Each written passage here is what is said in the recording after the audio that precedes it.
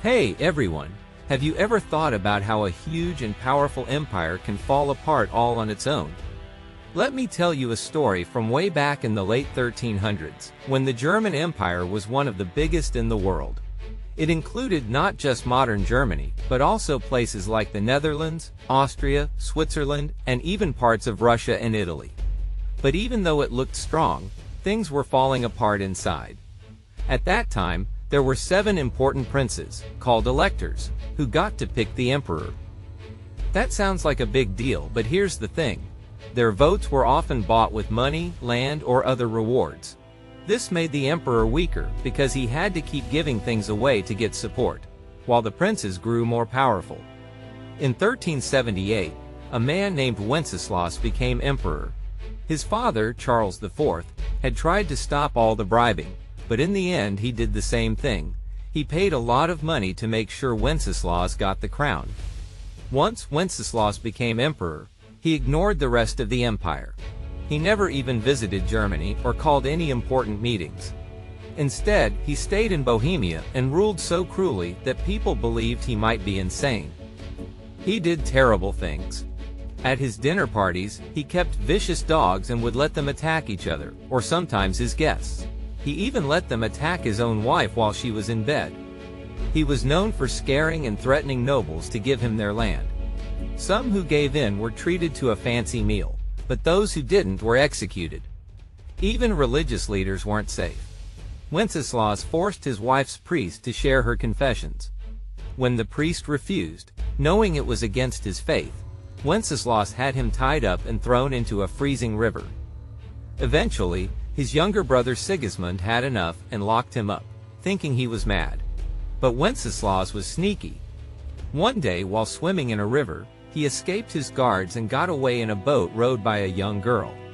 At this time, France and England were at war, and the Catholic Church was in trouble because there were 2 different popes who both claimed to be the real one. Wenceslaus could have used this moment to make the empire stronger, but he didn't care. He just wanted to drink and be cruel in Bohemia. So in 1400, the electors removed him and picked a new emperor named Rupert. Some cities still wanted Wenceslaus back, but he didn't care. He even had his own executioner killed just to show him what it felt like, and once roasted a cook alive because the chicken was undercooked. When Rupert died in 1411, Wenceslaus still didn't try to become emperor again. His brother Sigismund, and another ruler named Eudochus, fought over the throne instead.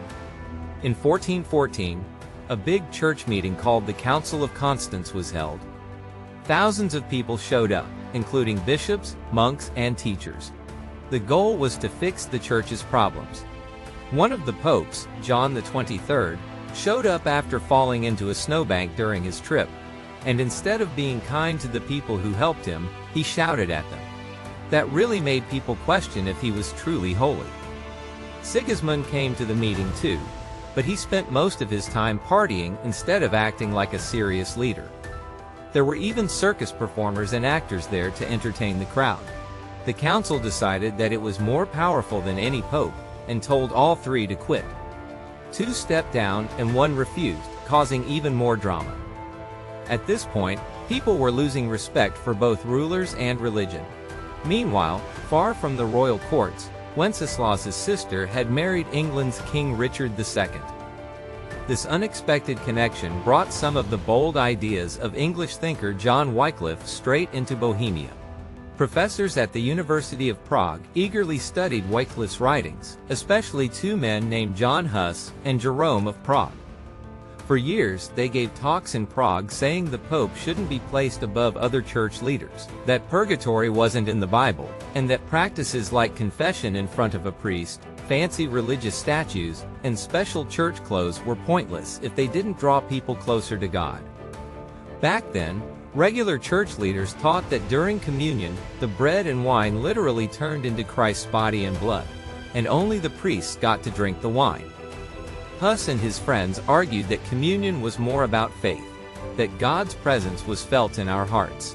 They believed everyone should be able to share the cup, just like Jesus did with his disciples. When Huss was called to the big meeting at Constance, Emperor Sigismund promised him safe passage. Trusting that promise, Huss walked into the council hall confident he could explain his views. A cardinal greeted him by listing all the errors he'd supposedly spread. Huss answered calmly that he'd rather die than admit to anything false, and asked to see proof of any mistakes. Instead of a fair hearing, Huss was led off to a small room, questioned, and then thrown into a dirty, cramped dungeon. The cold, damp air made him sick. Though Sigismund had given his word, he now stood by as Huss waited months without a real chance to defend himself. Finally, in June 1415, false charges piled up, like claiming he believed in 4 gods. And every time Huss tried to speak, the bishops shouted him down. On July 6, they sentenced him to die by fire. Huss was brought into the cathedral courtyard, made to kneel, and unfailingly forgave those who condemned him. He wore the priestly robes one last time, then had each piece torn away, labeled a heretic, and cursed. Forced to wear a paper hat painted with devils, he boldly said, "I give my soul to Jesus Christ." At the stake he prayed quietly, refusing to renounce his teachings even when offered freedom if he did. He declared he never taught anything evil, only guided people toward God. As the flames rose, witnesses could still see his lips moving in prayer until he fell silent. His ashes were scattered in the Rhine so no one could keep them as relics. Jerome of Prague escaped briefly, but was later captured and met the same fate. Their deaths were meant to scare people into silence. Instead, their bravery sparked a movement. In Bohemia, Wycliffe's ideas took stronger root than ever, and soon a leader emerged to rally the people, a warrior named John Ziska.